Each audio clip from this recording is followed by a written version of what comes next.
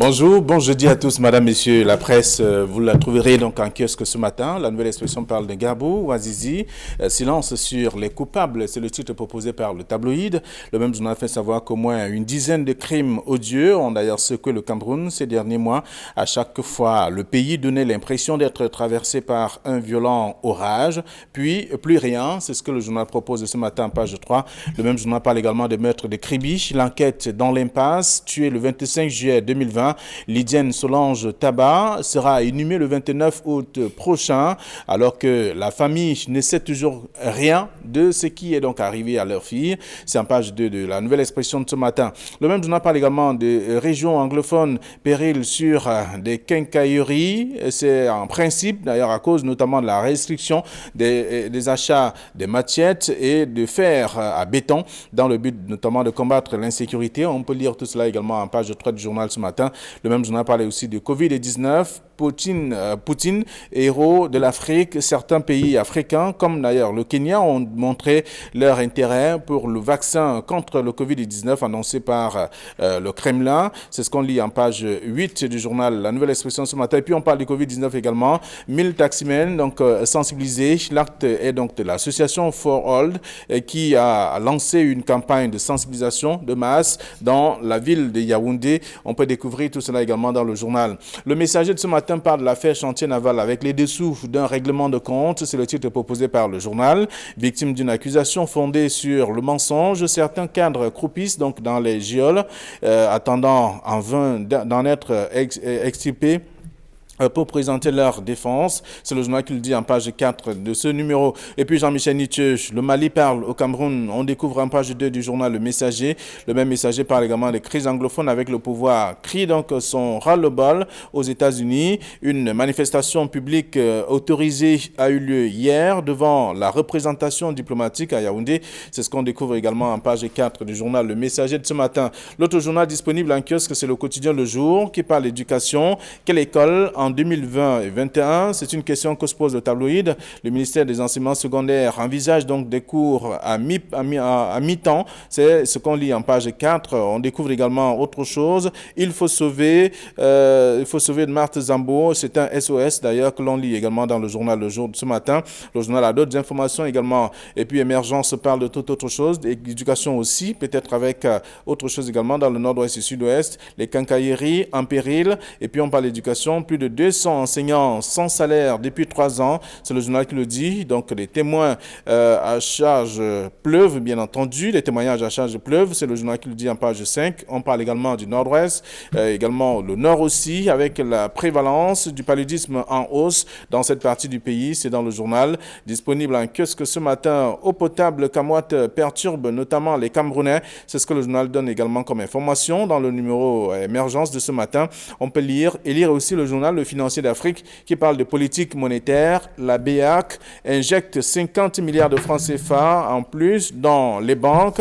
Et on peut lire aussi dans le dossier proposé par le tabloïd Le Financier d'Afrique. Le même journal parle également de l'impact de la suspension du bail de Néo Industrie dans la vallée d'une Thème. C'est dans le journal également ce matin. Et puis le journal Mutation parle du RDPC. Avis de tempête. C'est d'ailleurs le titre proposé par le tabloïd pour dire simplement qu'il s'agit de la présidée par Mafani Moussongué, la commission devant examiner notamment les cas d'indiscipline à l'occasion des législatives et municipales 2020 sera donc installée ce jour vers des sanctions contre des cadres du parti donc indélicat. C'est en page 7 du journal. Le journal parle également de Yaoundé-Douala, des nouvelles donc de l'autoroute à lire dans page 9 de ce numéro en kiosque aussi. Toujours dans la presse ce matin, Cameroun Tribune parle du nord-ouest et sud-ouest. Les chefs veulent rentrer. C'est ce que le journal propose. C'est un grand dossier également que je vous invite à lire ce matin, parlant notamment de ces deux autorités traditionnelles des deux régions, donc des déplacés internes dans le cadre notamment de la crise, était donc en conclave du côté de Yaoundé avec Paul Atangandi, ministre de l'administration territoriale. Tous sont d'accord qu'il faut retourner, mais maintenant en prenant notamment quelques directives et prescriptions aussi pour que la paix revienne donc dans ces différentes régions. C'est le dossier proposé par le journal Cameroun Tribune de ce matin et bien d'autres tabloïds qui s'intéressent à l'actualité. Voilà ce que la presse nous propose, celle que nous avons reçue à notre rédaction ce 4e jour de la semaine. Donald Brice Kamgan, bonjour et bienvenue. Bonjour. bonjour. Bonjour à Camille, bonjour à nos téléspectateurs. Je vous filerai une facture tout à l'heure pour confiscation de personnes. D'accord. On se comprend. On règle toujours nos factures, ça ne vous en faites pas. Bonjour Camille Nélé. Flavien Vallondongo, bonjour. Bonjour Donald Pouskambran, mais c'est un procès sociologique que vous faites à Flavien Vallondongo. Vous savez, il y a des choses qui dépendent de nous, il y a des choses qui ne dépendent pas de nous. Donc, voilà. Je ne sais pas si votre facture aura les chances de passer. Bonjour aux téléspectateurs d'Equinox et un grand bonjour à l'artiste Marc Zambo qui se trouve dans une situation assez critique et dont le jour a parlé ce matin, cette grande dame de la musique camerounaise, cette diva, voix vraiment extraordinaire, et en plus c'est une ancienne sportive parce qu'elle est ceinture noire de karaté. Donc elle est malade, très très malade, la presse en parle, mais cette fois-ci il semble que son état, son diabète s'est aggravé. Il ne faudrait pas qu'on en arrive à une situation telle que celle de Mabanga. Donc vraiment beaucoup de courage à Marc Zambo et beaucoup de courage aux artistes qui puissent se mobiliser pour la sauver. De toute façon également. Alors ce matin, la nouvelle expression revient sur Gbagbo ou Azizi, silence sur les coupables, donc avec au moins une dizaine de crimes odieux qui ont déjà secoué le Cameroun. Et là, le journal est donc revenu sur ces différents cas et présenté la situation.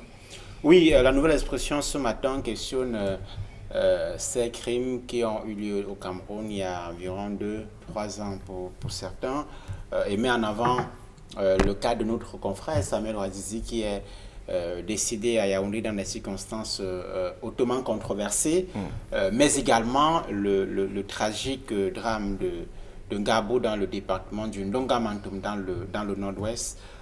L'expression constate comme l'opinion nationale que plusieurs mois après ces différents décès sur le théâtre de la crise anglophone, les enquêtes promises n'ont pas toujours livré leurs secrets. On attend toujours, évidemment, que lorsqu'on est dans un contexte comme celui-ci, lorsqu'il y a cette sorte d'embargo sur des affaires qui sont devenues des affaires d'État comme celle-là, c'est hautement préoccupant à la fois pour la conscience nationale, mais également dans un contexte actuel où on a une crise pour laquelle on voudrait mettre fin le plus rapidement possible. Alors le journal fait bien de rappeler, de faire ce rappel de mémoire ce matin avec ce qu'on observe dans les régions anglophones. Avec ce qu'on observe dans les régions anglophones qui tiennent tout simplement aujourd'hui de l'enfer. C'est carrément l'enfer aujourd'hui dans les régions anglophones. Et il ne faudrait pas non plus faire de parallèle entre ce qui s'est passé en Gbagbo, le cas de Ouazizi, avec des décapitations et les assassinats à la hache qu'on voit aujourd'hui, trouver cela comme prétexte pour opposer cela. Mais moi je dis que le messager fait bien de poser la question Gbagbo, Ouazizi. On attend. La nouvelle expression.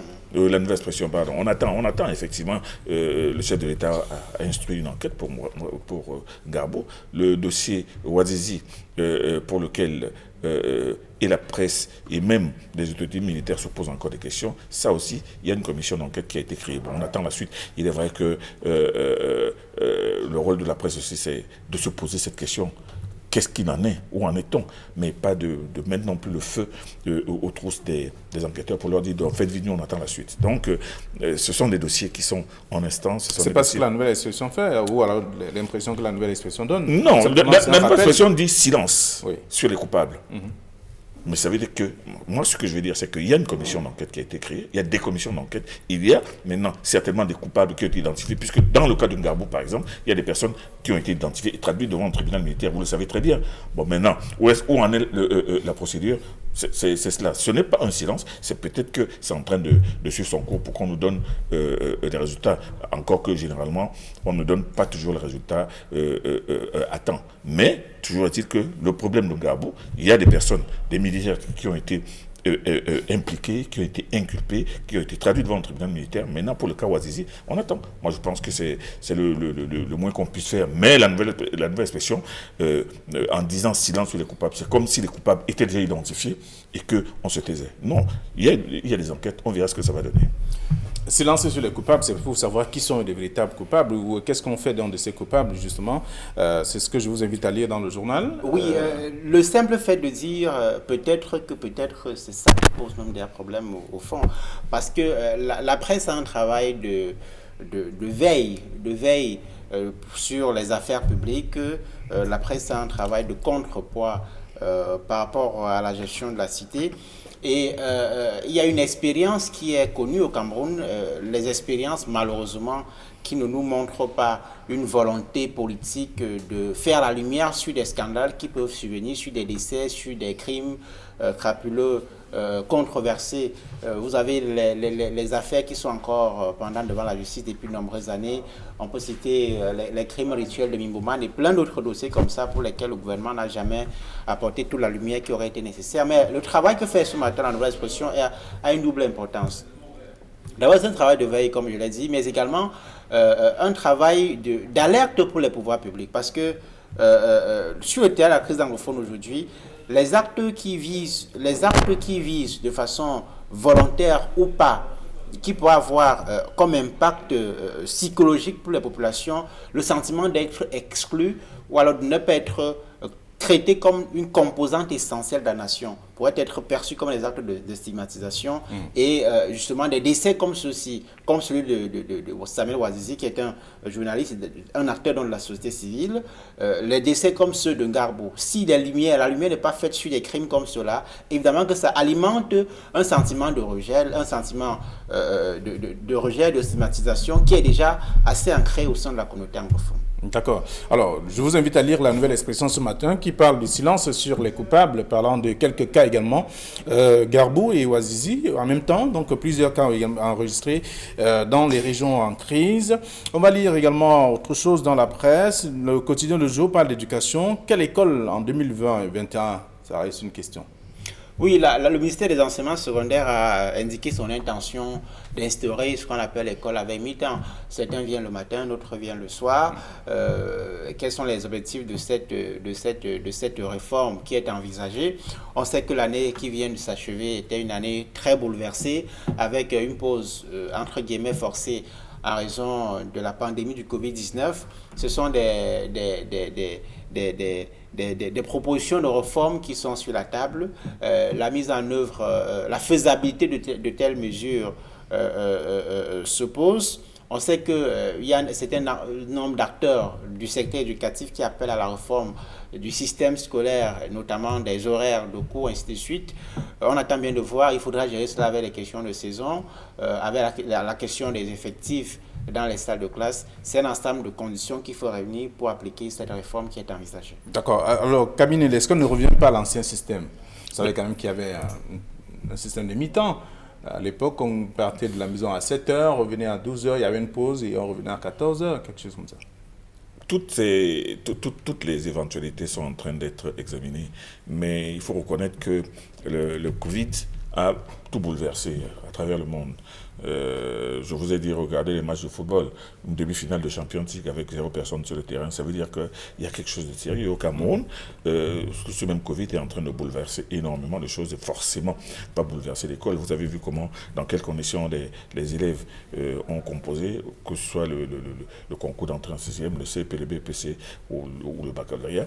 C'est-à-dire qu'il y a tout un ensemble de choses qui font que les choses ne sont plus comme avant et ne peuvent plus être comme avant. En attendant, bien évidemment, l'éradication du coronavirus qui n'est certainement pas pour demain, peut-être pour après-demain. Mais en attendant, quelles sont les situations qui pourraient bien être prises? Je pense que les responsables de l'éducation, les responsables même de la pédagogie devraient se réunir davantage, réfléchir davantage pour essayer de trouver une solution médiane qui va permettre non seulement aux enseignants d'être en sécurité, de pouvoir dispenser les cours normalement, mais aussi aux élèves de pouvoir suivre les cours de manière normale et productive. Voilà, donc c'est ce qu'on peut lire. Puisqu'on parle d'éducation avec le quotidien de jour, il y a Émergence ce matin qui parle également d'éducation avec plus de 200 enseignants sans salaire depuis 3 ans. Oui, ce sont des enseignants notamment du secteur privé, certains catholiques, en tout cas des enseignants pour la plupart des institutions scolaires confessionnelles, comme on les appelle. C'est un ordre d'enseignement qui est spécifique, qui est tenu par des privés, même s'il y a des subventions de l'État. C'est aussi une composante essentielle de l'offre en éducation au Cameroun. Vous savez que l'État ne peut pas construire toutes les écoles, à la fois de la maternelle au secondaire en passant par le primaire tout seul. C'est inimaginable. La composante privée est un élément important dans la satisfaction de l'offre en éducation, mais également il se trouve que dans les efforts qui sont faits par le privé, on a souvent eu des grincements des dents, des manquements comme cela, notamment la question des salaires qui, à la fois au plan de la consistance, ne vaut pas grand-chose, mais également au plan de la régularité pose un problème. Il y a un certain nombre de difficultés qu'il faudra gérer, mais également la question de la subvention de l'État à cet ordre d'enseignement qui est extrêmement important, cette subvention qui, pour l'instant, ne me semble pas être à la hauteur de la demande. Oui, Camille Nélé, 3 ans quand même pour un enseignant sans salaire. L'article le dit, Donald le dit, il ne s'agit pas des enseignants du public, il s'agit des enseignants du privé. Toujours dit que ce sont des enseignants. Ce sont des enseignants, mais c'est une question de moyens, c'est une question de disponibilité. Donc, vous savez, c'est un problème qui ne peut se régler qu'au niveau de chaque institution, au niveau de chaque structure qui n'arrive pas à payer ses enseignants. Moi, je pense que c'est vrai, le problème est réel, que les enseignants se retrouvent sans salaire. Il faudrait bien essayer de comprendre pourquoi. Il faudrait savoir comment on peut régler ce problème. Parce que les enseignants sont aussi des pères de famille, avec des responsabilités. Et maintenant, comment faire? Je pense qu'en lisant l'article, on va bien trouver des esquisses de solutions. Et voilà. Il faut aussi savoir que si on parle aujourd'hui du privé, ce n'est pas que le privé. Vous avez des enseignants qui sortent de l'école normale supérieure et font 2-3 ans avant de toucher ce qu'ils appellent le rappel, non pas parfois de frais de logement, alors qu'ils sont envoyés à Guidigis dans l'extrême nord, c'est évidemment le Cameroun, mais on sait que c'est hautement enclavé. Donc ce sont les éléments comme cela qui ne se concernent pas que le privé, même si ce matin, Émergence parle du privé. Même dans le public, les conditions de vie des enseignants se posent avec acuité. Ça soulève de façon globale notre politique éducative, la question de notre politique éducative, de la volonté politique de doter le système scolaire des moyens qu'il faut pour atteindre les objectifs qu'il faut pour aller vers l'idéal de société que nous avons, auquel nous comptons arriver. D'accord. Alors, on va lire l'actualité, en tout cas dans le journal Émergence ce matin, qui parle de plus de 200 enseignants sans salaire depuis 3 ans. Et il y a un autre sujet qui fait le tour de la presse ce matin. On parle des régions anglophones. La nouvelle expression parle de péril sur des quincailleries. Et également, Émergence aussi parle du nord-ouest et sud-ouest, les quincailleries en péril, justement. C'est un titre qui m'a fait sourire. Ouais. C'est un titre qui m'a fait sourire parce que le ministre Paul Atanga a pris la mesure de restreindre et de beaucoup mieux encadrer le commerce des machettes et des fers à béton, bref, des objets métalliques dont les bandes armées se servent pour terroriser les gens et pour asservir, maintenir les gens dans une sorte de situation infernale. Bon, est-ce que c'est un péril? Moi, je pense que c'est une considération un peu tirée par les cheveux. Ce n'est pas parce que on a dit que maintenant, pour pouvoir acheter une machette dans une quincaillerie, il faudra se plier un certain nombre de choses.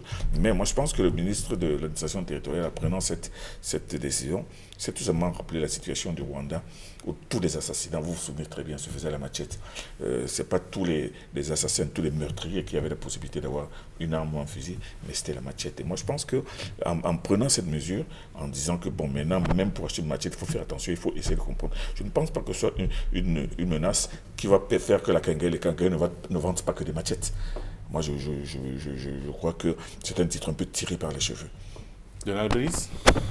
Alors, je crois qu'on a commenté ce sujet hier et je disais que ça doit être une mesure transitoire, et une mesure transitoire qui doit être traitée comme telle. Le contexte actuel permet de comprendre ce type de mesures, des mesures conservatoires sur la circulation des armes blanches dans les 2 régions qui sont en crise. Il y a eu une mesure comme à peu près similaire il y a environ 2 ou 3 ans. Pour les armes blanches, pour les armes à feu. Les armes à feu, voilà, précisément. Aujourd'hui, ce sont les armes blanches qui sont concernées. Je ne sais pas si cette première mesure a été évaluée, quels en sont les résultats. Mais il faut considérer ça comme une mesure transitoire et pas comme si c'était une solution à la crise dans le nord-ouest et le sud-ouest. Les solutions sont plus profondes et c'est sur ces solutions-là qu'il faut travailler de façon constante et de façon courageuse, notamment en allant vers les solutions de négociation, de dialogue avec les acteurs qui sont impliqués dans la crise, parce que il ne faut pas penser que c'est en interdisant la circulation des machettes et autres dans le nord-ouest et le sud-ouest que la crise sera résolue. Pas du tout. Il y a des solutions qui sont proposées depuis le dialogue, la libération de ceux qui ont été interpellés pour apaiser les gens et ouvrir la voie à la résolution de la crise. Oui, Camille, il y a une question quand même, à la suite de tout cela. comment se fera, ou alors quel est le mode de réalisation de tout cela? Parce qu'on sait quand même que la matière reste, fait partie des instruments qu'on utilise pour aller au champ. Il faut cultiver, on invite les gens, ceux qui se sont déplacés, qui sont revenus et ceux qui forcent quand même, qui résistent dans ces régions, aller au champ pour pouvoir vivre ou survivre, parce que c'est difficile quand même de fonctionner. La restriction. Alors, il faut... Comment est-ce que ces gens vont fonctionner? Il faut avoir l'autorisation d'un sous-préfet pour avoir une matière. Flavia Valonongo, non pas l'autorisation d'un sous-préfet. Je suis en train de dire que Donald Brice vient de le dire, c'est une mesure transitoire. Elle va durer le temps qu'elle va durer. Mais est-ce que restreindre, contrôler le commerce des machettes, est-ce une mauvaise mesure? Non, elle n'est pas mauvaise. Non, mais c'est pour cela donc la faisabilité. Oui, mais c'est pour cela donc que moi je pense que la mesure a été prise. Donald Brice parlait tout à l'heure de la restriction sur la vente des armes à feu. Il demande l'évaluation, mais il y a une évaluation. Parce qu'au départ, il y avait des armes de chasse. Et ces armes de chasse, qui sont beaucoup plus à la portée du grand public, c'était celles-là que les terroristes utilisaient. Mais on a vu au fil du temps que ce ne sont plus des armes de chasse, mais sont beaucoup plus des armes de fabrication artisanale, bien entendu aussi avec des armes maintenant arrachées aux militaires ou achetées dans le trafic entre les frontières du Cameroun et du Nigeria. Mais moi, ce que je voulais dire, Donald Brice me fait sursauter quand il parle de la recherche de la résolution en dialoguant avec les acteurs de la crise. Quels acteurs de la crise? Moi, je me pose toujours cette question. C'est-à-dire qu'il y a une facilité que les gens ont à vouloir prendre cette crise comme un film ou comme un match de football, avec d'un côté des gens connus, identifiés, et de l'autre des personnes qui sont connues. Sur le terrain aujourd'hui, il y a plus de 1000 bandes armées entre le nord-ouest et le sud-ouest, chacune autonome, chacune qui fait ce qu'elle fait, chacune qui kidnappe. Vous pensez que ces personnes que vous appelez les acteurs avec lesquels il faut discuter, les gens qui décapitent des femmes, vous allez discuter, vous allez négocier avec eux pour leur dire quoi? Alors les bandes armées se multiplient sans doute parce que la situation perdure. Elles se multiplient pour une raison simple. Pour cette simple raison que le projet sécessionniste a échoué. Le projet sécessionniste au départ, qui était conduit par Sékou Tabé, mais en réalité qui date des années 80 avec Gorgui Dinka, qui voulait un État. Il parlait du Southern Cameroun comme un État qui doit parler au Cameroun qui est un autre État. Moi, je pense qu'il y a un malentendu qu'on a savamment entretenu qui fait que les gens qui disent que non, l'Amazonie, le Cameroun en 1914, c'était un seul pays. C'est-à-dire que je ne comprends pas pourquoi même des intellectuels assez chevaudés sont capables de nous dire que non, écoutez, non, attendez, il y a oui, mais nous sortons de l'émission, nous n'allons pas passer une journée. Non, je voulais donc terminer en disant que quand on veut parler de négociation, on va négocier comment et avec qui. D'accord. En tout cas, ça sur reste la question des armes à feu, je voulais dire que le gouvernement ne doit pas confondre le calmant et l'antibiotique. D'accord. Merci. Allez, bonne journée. Vous aurez l'occasion de lire les journaux si vous faites un tour en kiosque. Il faut d'ailleurs le faire. Demain, ce sera vendredi. Ce sera la dernière édition de la semaine. Bonne journée et merci.